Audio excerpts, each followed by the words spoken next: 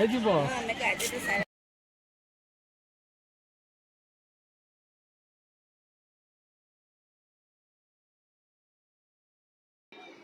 देख रहे प्रज्ञा न्यूज में शैलेश कुमार मिश्रा।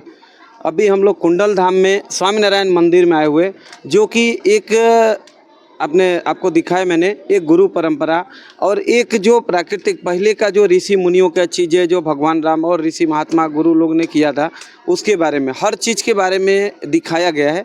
वो जो कि मैंने आपको दिखाया और समझेंगे यहाँ के जो ये सर हैं, इनसे समझेंगे, पब्लिक रिलेशन ऑफिसर। हाँ, तो उनसे अफसर जी से समझेंगे और ये स्वामीनारायण मंदिर के बारे में कि जो इतना अच्छा है और यहाँ पे लोगों को जो सौंदर्य है ये मंदिर का जो देखने लायक है, हर चीज़ एक गुरु परंपरा और एक हर चीज़ इतना अच्छा बनाया गया है कि देख के पब्लिक को सुकून मिलता है। तो इनसे एक बार बात करेंगे। नमस्कार जी, आपका नाम? रमणीक पटेल, रमणीक भाई रामजी भाई पटेल। मैं इंदौर से हूँ और अभी हाल में नडियाद में सेटल हूँ और मैं यहाँ पे समर्पित हूँ। मैं साल भर में 6 महीने का समय मैं यहाँ सेवा के लिए देता हूँ। कुछ नहीं, अपने हिसाब से सेवा करता हूँ। और मेरे जो गुरुजी यहाँ सदगुरु ज्ञान जीवन दास जी स्वामी, जिसके कम से कम 90 संत ऐसे हैं जो स्त्री धन और रसासात के त्यागी हैं यहाँ पे। और ये बहुत बड़ा तीर्थ स्थान है।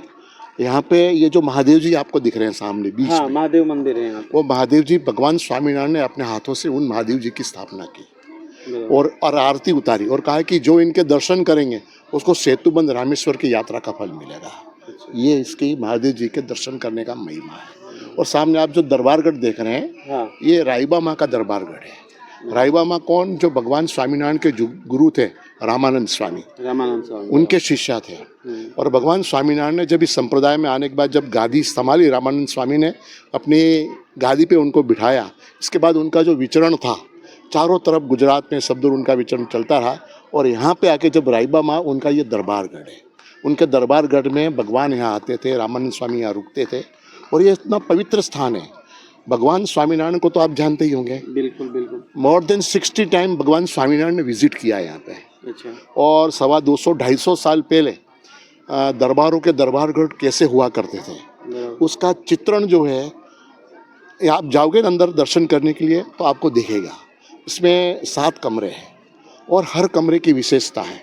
जैसे 250-250 साल पहले आप गढ़पुर गए हैं दादा खाचर के दरबार में? आपने नहीं देखा होगा। नहीं, मैं नहीं। तो आप जाओगे तो भारतीय संस्कृति और परंपरा की जो झलक आपको दिखेगी वहाँ पे।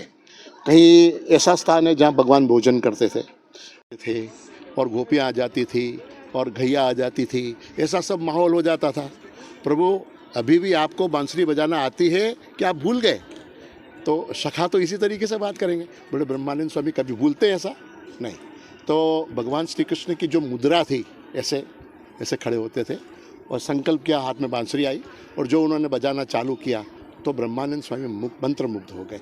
वैसा का वैसा वातावरण हो गया, गैया आ गई, सब दूर तरीके से प्राकृतिक सौंदर्य से जो जिसे कहते हैं ना, जो माहौल जमता है ना, ऐसा माहौल हो गया। फिर भगवान ने इस तरीके से उंगलियों से चपटी बजाई और ब्रह्मानंद स्वामी को जगाया। क्यों ब्रह्मानंद स्वामी, हमें बांसुरी बजाना आता है कि हम भूल गए? बोले, प्रभु आप तो साक्षात भगवान हो, आप कैसे भूलोगे?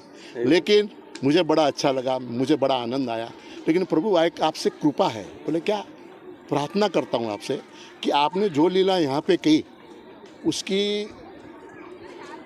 उसकी अनुभूति भविष्य में आने वाले भक्तों को हो, ऐसा कुछ कीजिए आप। तो प्रभु ने नीचे देखा, एक पत्थर के ऊपर भगवान खड़े थे। भगवान ने क्या कहा? मैंने इस पत्थर के ऊपर बांसुरी के सुर पुर दिए हैं, मैं इस पत्थर पे हूँ तो इसको आप बजाइए। आज की तारीख में भी वो दरवाजे के पास में जो पत्थर रखा हुआ है ना, आप पत्थर से उसको बजाओगे ना तो बांसुरी की आवाज़ आती है। ये पवित्र स्थान है यहाँ पे उसमें। और ये भगवान स्वामीनारायण का मंदिर है सामने। और यहाँ पे 2000 से ज़्यादा नीम के पेड़ हैं, 450 बीघा के अंदर है। कोई व्यक्ति बाहर से जब प्रवेश करता है तो गेट से ही मंत्रमुग्ध हो जाता है। इसके पीछे हमारे सदगुरु श्री ज्ञान जीवन दास स्वामी कुंडल, जिसकी कथा आप यूट्यूब पे सुनोगे एवरीडे मॉर्निंग में, हजारों और लाखों भक्त जिनके पीछे हैं। क्यों? कि वो सिर्फ भगवान और भगवान के संतों भक्तों को प्रसन्न करने के लिए इतनी मेहनत करते हैं। स्त्री धन और रसास्वाद के त्यागी ऐसे संत यहाँ पे है, मैं खुद स्टेट बैंक से रिटायर हूँ। मैं एज ए स्पोर्ट्समैन हूँ, मैं रणजी ट्रॉफी तक खेला हूँ, लेकिन मैं यहाँ पे सेवा करने के लिए आया हूँ। क्यों कि मुझे ऐसे सद्गुरु का शरण मिला है और इसके सानिध्य में रहने के बाद मैं आज अपने आप को, मैं अपने जात को धन्य समझता हूँ। मुझे मोक्ष चाहिए और मेरे मोक्ष के दाता मेरे गुरुजी और मेरे भगवान स्वामीनारायण का यहाँ वास है, इसलिए मैं यहाँ पे रुका हूँ। आप स्टेट बैंक से बोले कि मैं रिटायर किया हुआ हूँ, तो पेंशन वगैरह तो ऐसा मिलता होएगा। देखिए दर्शक, आज के डेट में सब लोग यही सोचता है कि मेरे को सुख और सन्मय मिले, और जब ये साहब तो खुद रिटायर हैं, वो भी गवर्नमेंट, सेंट्रल गवर्नमेंट के बैंक से रिटायर हैं, तो इनको तो पेंशन मिल रही। ये चाहते तो आराम से करते, क्यों इतनी कड़ाके की धूप में पब्लिक सेवा में बैठते। और यही होता है हमारा सनातन, ये सनातन धर्म की सच्चाई है कि दिल सच्चे मन से आके और हर एक चीज़ का सेवा करना, और हर चीज़ किसी को तकलीफ़ ना हो। जैसे आज भी आपने मंदिर के अगल बगल में आपको दिखाया मैंने कि ऐसी चीज़ बनाई गई है जिससे कि हमारे जो अभी छोटे छोटे बच्चे हैं, नवयुवक हैं, वो सीखें कि हमारी गुरु परंपरा क्या थी, हमारी जो पहले की शिष्टाचार था वो क्या था। ये सब चीज़ सिखाया गया है। तो सब माता पिता से मेरा आग्रह है, कभी एग्ज़ाम भी हो गए, बच्चे लोग को ऐसे ऐसे जगहों पे विजिट कराएं, ऐसे ऐसे जगहों पे लाके दिखाएं। ये इस मंदिर में सत्य है। अभी जो इन्होंने बताया कि कृष्ण भगवान ने जो पत्तल दी उसको बजाने से बांसुरी की आवाज़ निकलती है, तो क्या इसमें कोई वैज्ञानिक कारण है? नहीं, इसमें सच्चाई है, ये सच है, ये सत्य है। ये सत्य को देखने के लिए यहाँ विजिट करें स्वामी नारायण मंदिर में, जो आप आते हैं उनसे। हाँ बताइए। मैं एक बात और है, जो भी भगवान के दर्शन के लिए जाता है ना, उसको एक लड्डू मिलता है। बिल्कुल, कोई भी हो, कोई व्यक्ति दिन में 5 बार आए तो 5 बार उसको लड्डू, और फ्री, कोई चार्ज नहीं। यहाँ पे सावन महीने के आसपास और दिवाली के आसपास तो हजारों लोगों की भीड़ होती है। आप नहीं मानेंगे, हमारे यहाँ जो सेवा करने वाले जहाँ व्यक्ति हैं, छोटे से छोटे और बड़े बड़े, मतलब कपड़े के व्यापारी, हीरे के व्यापारी, बड़े बड़े, सब सेवा देते हैं, सब धनवान हैं, सब के सब। लेकिन उन्हें मालूम है कि ऐसे तीर्थ में आके हम जब सेवा करेंगे ना, तो हमारे गुरु, हमारे भगवान प्रसन्न होंगे। और यहाँ जो भी यात्रीगण आते हैं, दोपहर को 12 बजे से लेकर 1:30 बजे के बीच में उसको भोजन मिलता है, जिसका कोई कॉस्ट नहीं है, 1 पैसे का चार्ज हम नहीं लेते। यहाँ पे आते हैं क्योंकि भगवान स्वामीनारायण का शिक्षा पत्र में भगवान स्वामीनारायण ने कहा है कि ऐसे कोई भी आगंतुक या कोई भी दर्शन करने के लिए आए तो उसे कम से कम भोजन के बारे में उसे पूछा जाए, मधुर वचन से उसे बुलाया जाए, ताकि उनको उनके अंदर में रहने वाले परमात्मा की सेवा है। हमारे गुरुजी ने एक ही बात कही है, यहाँ कोई भी आने वाला व्यक्ति है ना, आप उसको व्यक्ति को मत देखो, उसमें रहने वाले परमात्मा को देखो। आप व्यक्ति की सेवा नहीं कर रहे हो, लेकिन उसमें रहने वाले परमात्मा की सेवा करते हो। यही भाव से हम सबकी सेवा करते हैं। बहुत बहुत धन्यवाद आपको, आपने ऐसा टाइम दिया।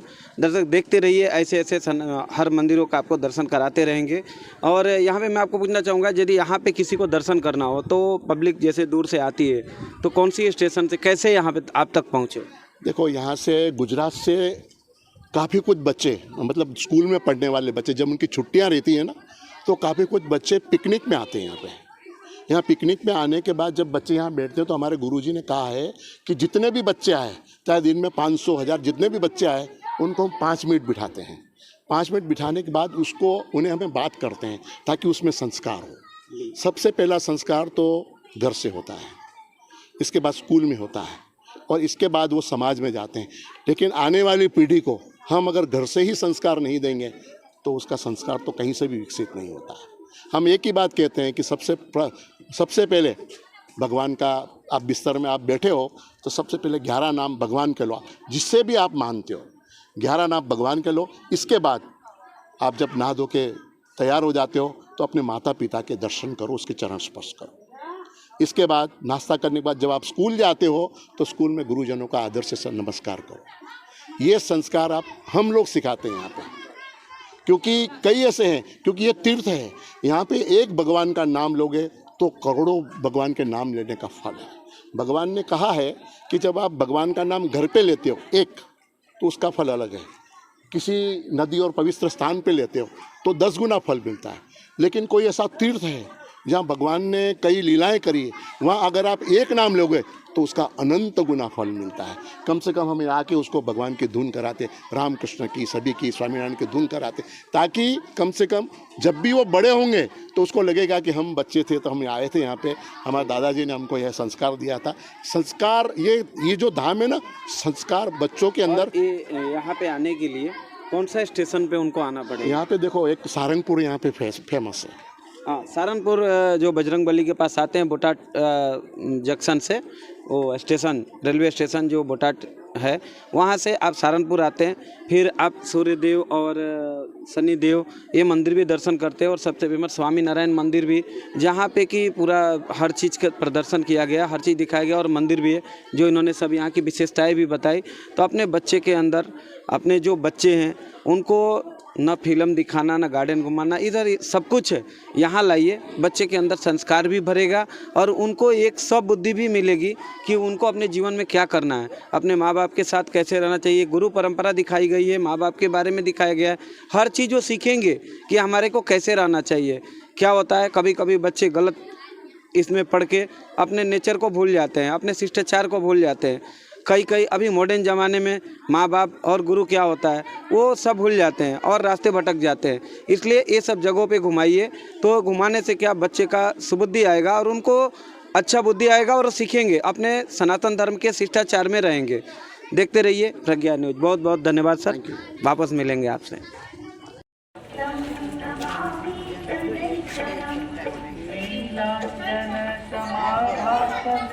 रविपुत्रं यमाग्रजं छायामासं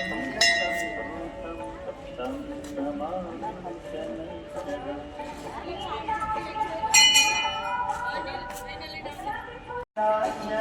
समाभासं रविपुत्रं यमाग्रजं छायामासं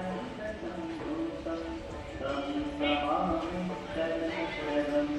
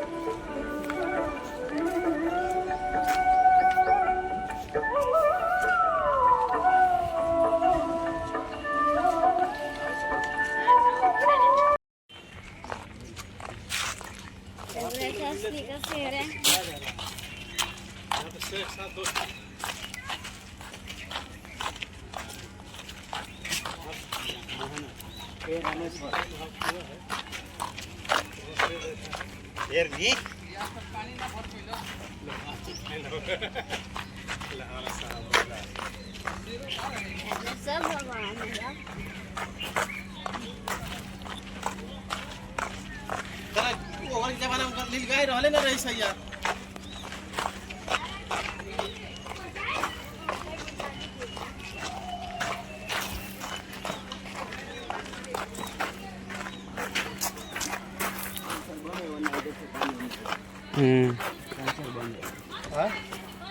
सनसेट बंद है वहाँ ऊपर से पानी आता है।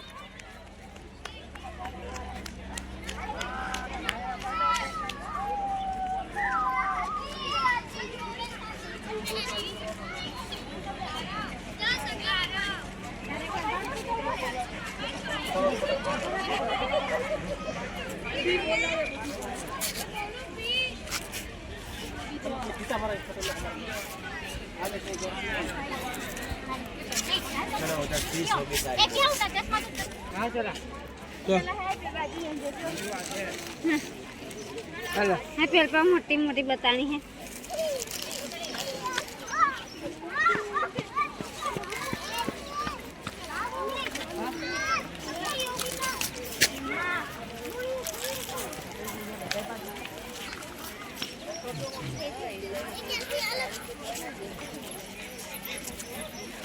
रघुआ को बोलता ए रघु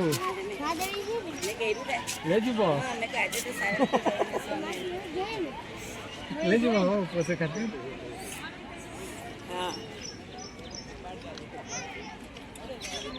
छोटी छोटी बॉल हाँ छोटी छोटी बॉल